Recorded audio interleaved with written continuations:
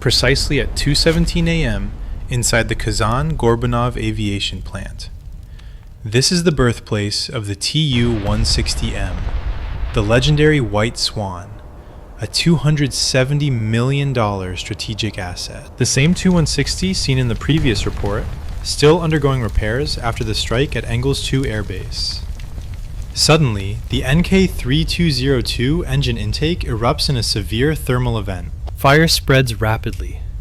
A chain reaction ignites the most valuable component stockpiles inside the facility. Just hours after Russia retaliated with 156 drones, plunging Odessa into darkness and halting trains in Zhytomyr, the bill comes due. One Tu-160 has been permanently removed from service. Russia is truly furious. It appears that Ukraine's attack on the Tu-160 at Engels 2 has crossed Putin's red line. On January 12, 2025, Moscow unleashed a massive wave of 156 drones and missiles across Ukraine. Kyiv was burning. Odessa was plunged into a total blackout, and the rail networks in Zhytomyr were paralyzed. To the Kremlin, this was mission accomplished. They believed they had taught Ukraine a lesson. But while the Russian generals were celebrating their retaliation, 700 miles to the east, a different kind of math was being calculated. Ukraine was not looking for a headline. They were looking for the jugular. Their eyes were locked on Kazan, specifically the Kazan-Gorbanov plant. This is not just any factory. It is the only facility on Earth capable of manufacturing and repairing the NK-32-02 engine. These 55,000-pound thrust engines are the heart of the Tu-160M fleet. If Kazan stops, the White Swan stops. Period. Approaching this factory is a monumental challenge. It is located 750 miles from the border, protected by a layered A2/AD umbrella. The S-400 Triumph scans the outer perimeter for anything flying higher than a bird. Buk M3 batteries cover the mid-range, supported by a dense forest of Pantsir S1 and Tor M2 systems for point defense. Then there is the Krasuka 4, an electronic warfare beast designed to turn GPS signals into useless noise. After a drone strike hit a fuel tank here last January, Russia reinforced the area with even more Pantsir units. The strategic dilemma was brutal. Sending F-16s for a deep strike with Storm Shadow missiles would be a one-way ticket. An S-400 can lock on from 250 miles away. 140 N6E interceptor at Mach 14 would result in the loss of a multi-million-dollar jet. Launching a solo Neptune missile would merely be expensive target practice for the Buk M3. A simple drone swarm flying in alone would be shredded by the Pantsir's 30mm cannons before they even reached the tarmac. Ukraine knew they could not punch through the front door.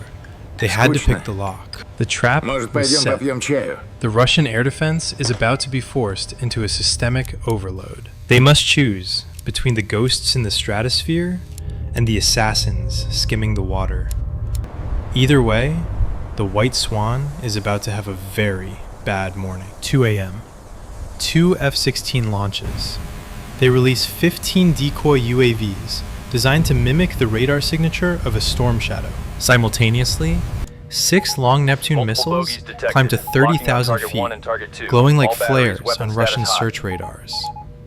Inside a dimly lit Russian command bunker, the Nebo M radar, the high-tech eyes of the Kazan defense, suddenly erupts in warning tones. At 250 miles out, something significant is approaching. To the Russian operators staring at their screens, it looks like their worst-case scenario. A mass wave of Storm Shadow cruise missiles and heavy-hitting long Neptunes. A Russian radar operator would not hesitate. They have been told for years that the S-400 Triumph is the best in the world. So, they do exactly what they have been trained to do. They flip the safety covers, lock the targets, and unleash the interceptors. 840 N6E missiles, each as long as a telephone pole, roar off their launch rails. They tear into the night sky at a staggering Mach 14. One after another, the Russian monitors flash with target destroyed icons. 10 decoys and 3 long Neptune missiles are turned into high-altitude debris. Inside the bunker, there are literal high fives. The operators are convinced they have saved the factory and earned their medals. But here's the genius detail that almost everyone misses. Ukraine did not just lose those assets, they spent them. Those 10 Storm Shadows were actually MALD decoys, cheap drones equipped with radar reflectors. Think of it as sending cardboard cutouts to a high-stakes gunfight. Ukraine just tricked Moscow into wasting 8 of its most advanced multi-million-dollar interceptors to kill pieces of plastic and aluminum. What is the meaning of this? It is a masterclass in ROI, using a $20,000 decoy to force the enemy to burn a $2 million missile. While the S-400 crews are celebrating and reloading, they are blissfully unaware of the real killers. The S-400's radar is optimized for the stratosphere, but struggles with ground clutter. It is like trying to find a specific ant on your lawn while looking through a telescope at the moon. On the main display.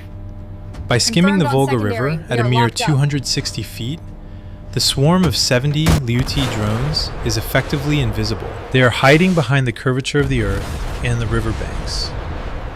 The Russian command believes the threat is neutralized. They have no idea that while they were swatting flies in the upper atmosphere, the real strike force was still moving at 100 miles per hour. Silent, relentless, and just 12 minutes away. Phase 1 is over. Russia has successfully defended the sky. The problem is, Ukraine is not attacking the sky. They are attacking the ground. The door is now wide open for the next 3 layers of Russian defense to fail. 2:05 a.m. The swarm crosses the 70-mile perimeter. The stakes are now real. If the S-400 is the long-range telescope, the Buk M3 is the middle manager of death. Unlike the operators at the rear, these crews do not fall for decoys easily.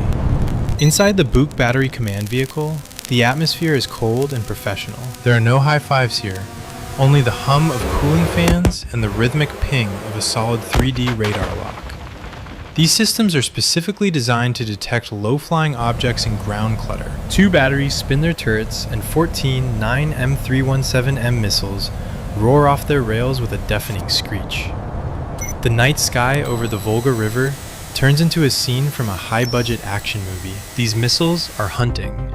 For the first time tonight, the Ukrainian operators in Kyiv feel the pressure. Telemetry screens flash red as the connection to 20 Luti drones suddenly goes dark. The attack has failed. One Neptune missile takes a direct hit to its fuel tank, blooming into a massive fireball that lights up the river for miles. Inside the Russian command center, the generals lean in. They believe they have found the kill switch. To them, the swarm is disintegrating. Russia is celebrating what looks like a miracle comeback. But this is where the AI brain of the 2026 edition Luti drone changes the equation. These are not remote-controlled toys. They are flying computers. The moment onboard sensors detect a Buk radar lock, the drones trigger an evasive cascade. They begin to jink and weave, calculating wind shifts and radar pulse intervals in milliseconds. The Buk M3 is like a man with an expensive shotgun, but the swarm is a cloud of angry hornets. He might hit a few, but he cannot stop the entire cloud. The drones dive even lower, using terrain masking to put limestone cliffs and thick tree lines between themselves and the radars. It is a high-speed slalom at 200 feet. Russian missiles designed for fast jets struggle to track targets hiding behind pine trees. Out of the 14 Russian missiles launched, 65% missed their mark, slamming into riverbanks or cliffs. Tension in the Russian bunker shifts from triumph back to confusion. They expected the screens to be clear. Instead, 50 drones and 2 Neptune missiles are still there. They are closer, faster, and more determined than ever. Russia almost won the middle round, but the swarm is still breathing. The drones are now entering the 20-mile red zone. This is where the Pantsir guns are waiting. Things are about to get very loud. 2:10 a.m. The swarm is now less than 20 miles from the Kazan plant. We are officially in the dead zone. 5 Pantsir vehicles and 2 Tor units spin their turrets simultaneously. A trend that jeopardizes the quiet our night is shattered by the sound of dual 30mm autocannons. These guns fire at a combined rate of nearly 5,000 rounds per minute. A wall of glowing green tracers tears through the sky. It is surgical violence. The Pantsir starts shredding the Ukrainian swarm. Missiles like the 57E6 scream off the rails, turning the UT drones into falling confetti. In seconds, 25 drones are vaporized. The remaining Neptune missile takes a direct hit from a Tu-160s and disintegrates in a spectacular explosion. Inside the Russian vehicles, the operators see the kills stacking up. They think they have finally broken the back of the attack. To any observer, it looks like the Ukrainian mission is about to end in a flaming pile of failure. Yet this is exactly when the overload cascade enters its final, deadliest phase. The swarm does not panic. It splits. This is a pre-programmed tactical maneuver that catches the Russians off guard. The remaining drones divide into 3 distinct groups. Group 1, the sacrificial lambs, dive straight at the Pantsir radar arrays. They are not trying to survive. They are forcing the systems to focus on them. Group 2, the digital assassins, activate short-range ECM jammers. They flood Russian frequencies with electronic noise, targeting fire control links. For 45 critical seconds, 2 Pantsir units go blind. Their screens fill with static and their guns stop firing. The system simply locks up under the pressure of too many simultaneous demands. Tu-160s units try to pick up the slack, downing 8 more drones. The Russian command screams over the radio that the swarm is gone. They are wrong. While they were busy fighting the distractions, Group 3, the strike group, slipped through the gap. 22 Liuti drones are now inside the final perimeter. They are at full throttle, skimming just 50 feet above the ground and weaving between factory chimneys. Double-check the schematics. The tension is suffocating. Ukraine has lost 60% of its swarm. On paper, it is a bloodbath. In reality, those lost drones were the entry fee to get the real killers to the doorstep. The Russian guns are still roaring, and the air is thick with the smell of cordite. But the math has shifted. Russia spent billions to build this wall, and Ukraine found a way to make it blink for 45 seconds. The White Swan is now just 120 seconds away from a violent wake-up call. 2:15 a.m. We are less than 5 miles from the Kazan plant. This is the end of the line. Russia throws its final haymaker, the Krasuka-4 electronic warfare system.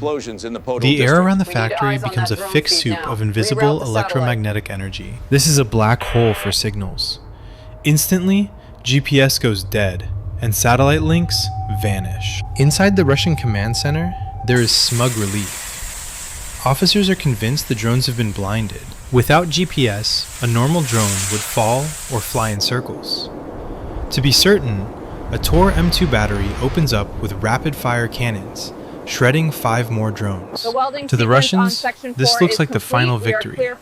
Only 17 drones are left out of the original 70. That is a survival rate of less than 25%. Russian generals are likely already drafting the mission accomplished report. But here's the plot twist. The Liuti drones are no longer listening to the radio. They have entered silent hunter mode. They use high-precision laser ring gyroscopes and AI-driven optical sensors. The drones are seeing the ground.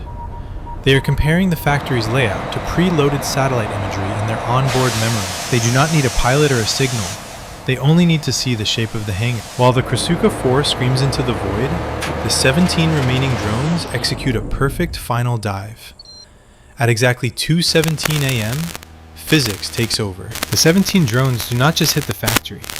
They hit the soft skin of the Tu-160s. Their specialized heat warheads detonate inside the engine intakes. This creates a directional jet of plasma reaching 5,200 degrees Celsius. At that temperature, high-grade titanium does not just melt, it loses its structural integrity instantly. The NK3202 engine is surgically liquidated.